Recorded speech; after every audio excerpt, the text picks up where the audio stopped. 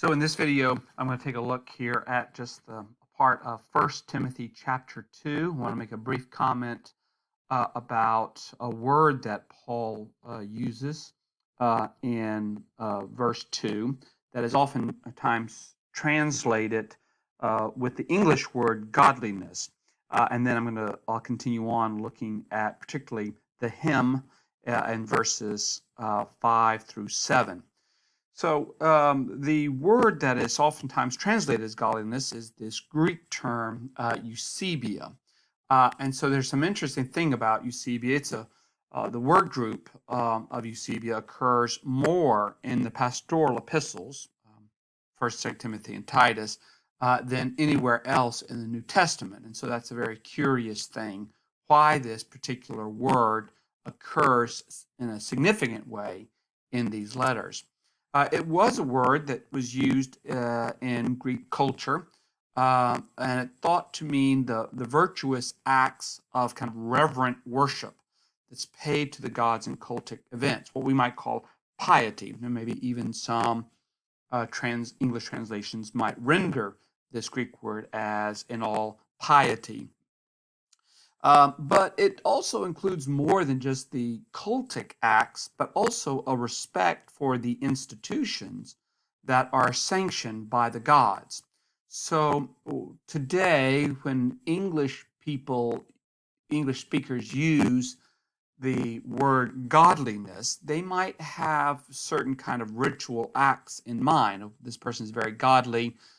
In other words, they might attend church, they say their prayers, they read their Bible, and so those particular acts might be thought of as godly. But when Greeks used this term Eusebia, they were including a lot more than what they would, associate with activities in a temple, because how you act in respect within your family and within your city,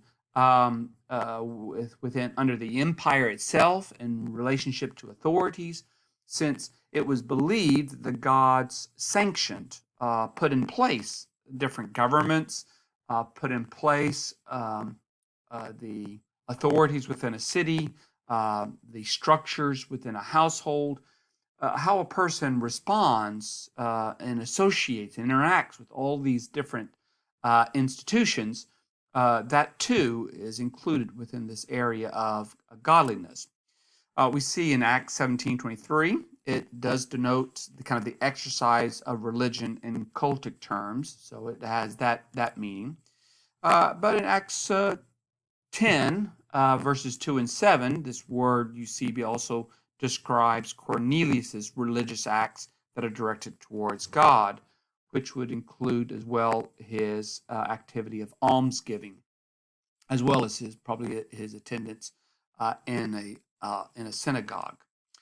In 2 Peter chapter 1, verse 6, and also in chapter 3, verse 11, it's used both for a specific type of action and for the entire Christian life. So the way in which a Christian lives on a daily basis in all aspects of their life can be understood as Eusebia, or this godliness.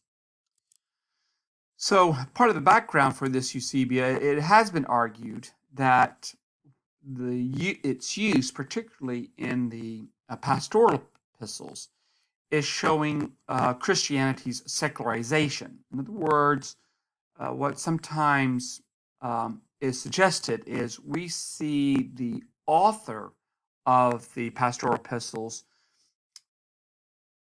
rethinking of Christian ethics in terms of this bourgeoisie kind of moral attitude. In other words, what did people who lived, who was associated with the more upper echelons of Roman culture, how did they think and conceive of how a person within that status, within that class of people, what did they think in terms of how they ought to live?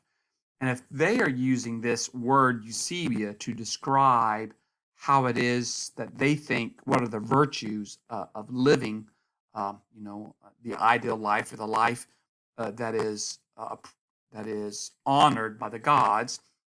This author is using that same kind of vocabulary to describe how Christians ought to live. So, in other words, the accusation is, in this letter, we're seeing something different happening in the kind of ethical formation, the ethical vocabulary for Christians, and by this author, than you might see, say, by Paul in some of the other undisputed letters. But it should be noted that Eusebia was used by the author, by the translators of the Septuagint. So that LXX, referring to the Septuagint, the Greek translation of the Old Testament, when they decided to translate the Hebrew word that we translate into English as fear of the Lord. So when they came across that expression in Hebrew, they decided to use this Greek word, Eusebia, to describe that. And fear of the Lord, when the Hebrew authors used that expression, they were thinking in terms of behaviors associated with loyalty to the covenant. So, in other words, those things that are expected out of a good Israelite or out of a good Jew. And these behaviors are kind of dictated or prescribed by Torah, by the law. So, in other words, the behavior that is pleasing to God. So, since Paul is a Hellenistic Jew, that is, he is a Jew who speaks Greek and may have been reading the Septuagint, he may be influenced to use this word Eusebia in the same way in which the translators of the Septuagint would have used it. So it's not, therefore, an example or proof of Christianity's secularization towards a bourgeoisie moral attitude.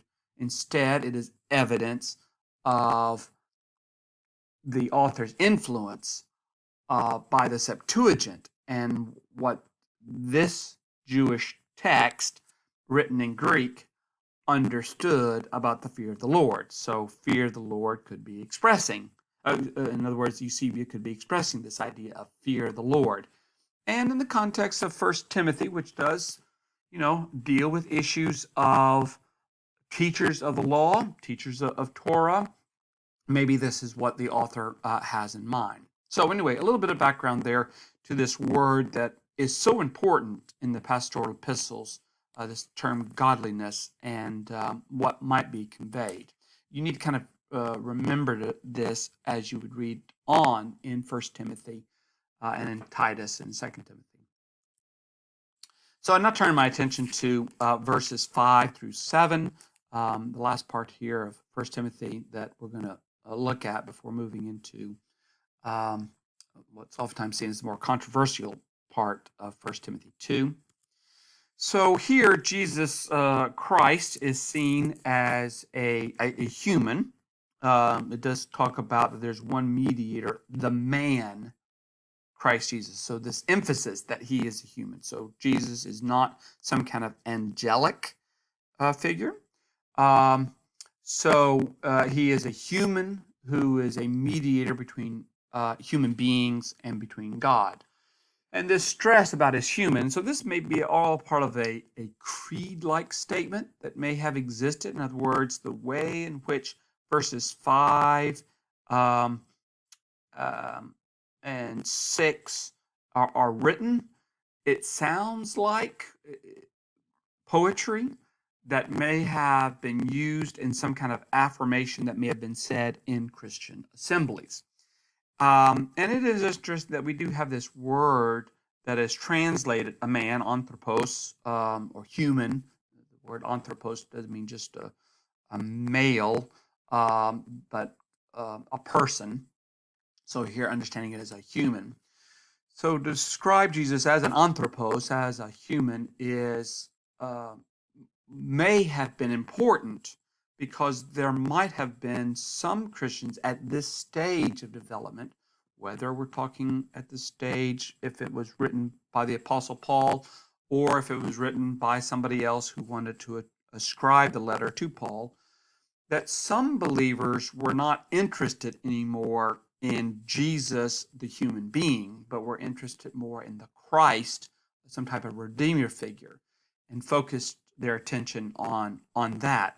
So the creed is an attempt to try and bring Christians back to the belief that Jesus was a real human being. He wasn't some kind of apparition. He did come in the flesh. So we see the same interest in, say, the letter of First John, which talks about the author of First John wants to emphasize that we have seen him, we have touched him, so that he is a real person. Because later on there are going to be some Christians who will deny the physical physicality of Jesus. And so in the Gospel of John, we also see this idea that the Word of God becomes flesh. So, this interest, this development that was happening within Christians where some believers no longer had an interest in the person who was flesh and who died on a cross, and that death on the cross had some significance. Instead, we're going to see in the New Testament letters and then later on in early Christian writers this stress that the belief in the crucifixion and in the bodily resurrection of Christ is what is key, a key element of the faith, and not to believe that Jesus was some kind of either angelic figure or some kind of celestial being or just an apparition, but wasn't actually human. So the concept of Jesus as a mediator, thinking that term, can also be found in Hebrews. So really, this makes this language of mediator for Jesus unique in the pastorals, or here in First Timothy, and in Hebrews. So the idea, the concept of Jesus as a mediator are found in those two books. So Jesus is also called a ransom in verse 6, and we do need to pause to think about this term because it has gotten misunderstood and later by later church theologians, and what is meant by using this metaphorical language of ransom.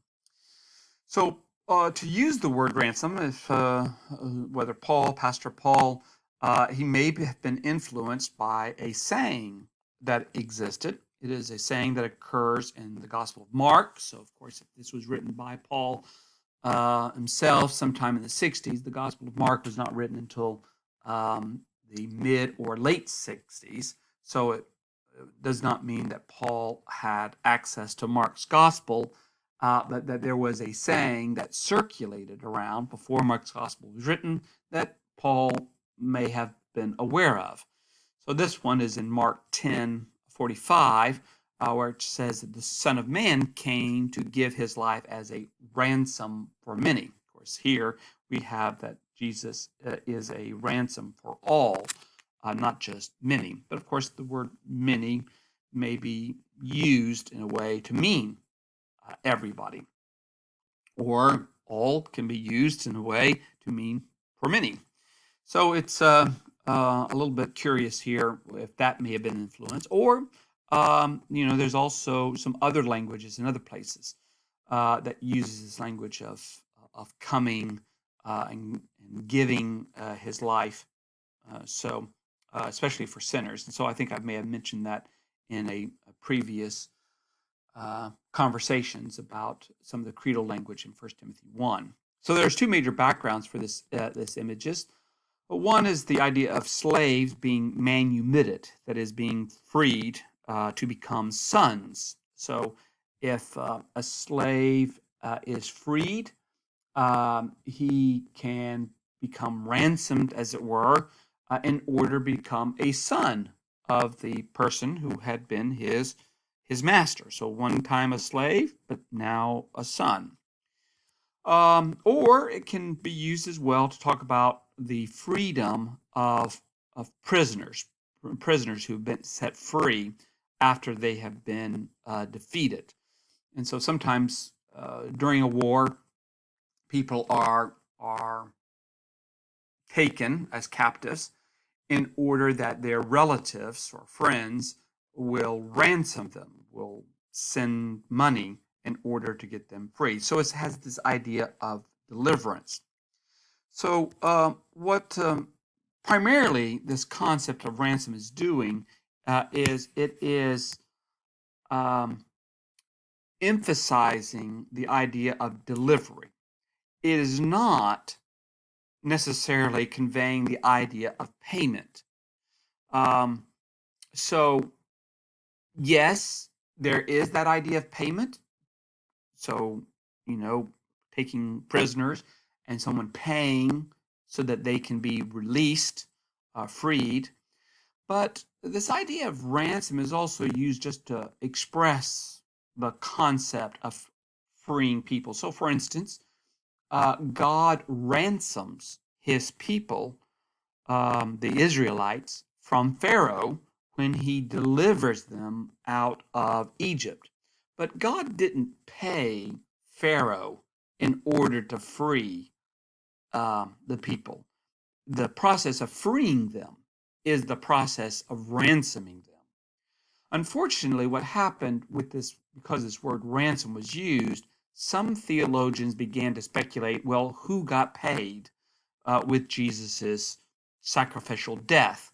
So some have thought, well, he had to pay the devil. In other words, the devil has human beings in his clutches, in his grips, and so we needed to be freed from that. So God paid, the devil to free us from, you know, his possession.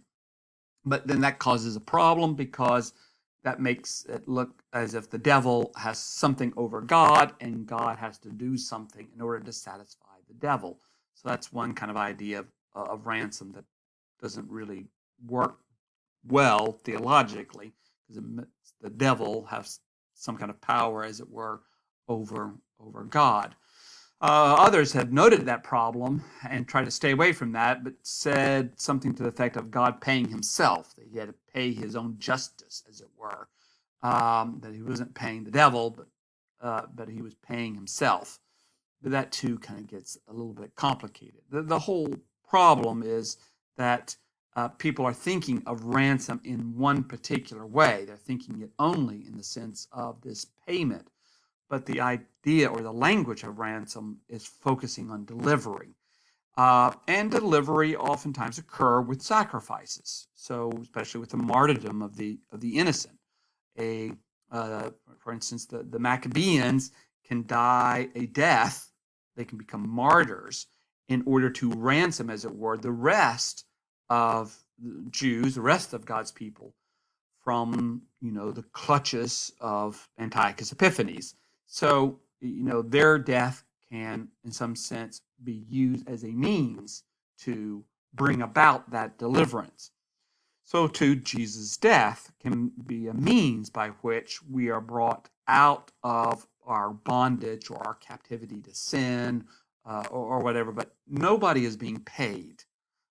So we have to kind of remove, as it were, this idea of payment when we're thinking about Jesus Christ as a ransom. All right, I think I will stop there. Those are some of the main thing that I wanted to hit upon up to verse 7. So that will do for our review of this.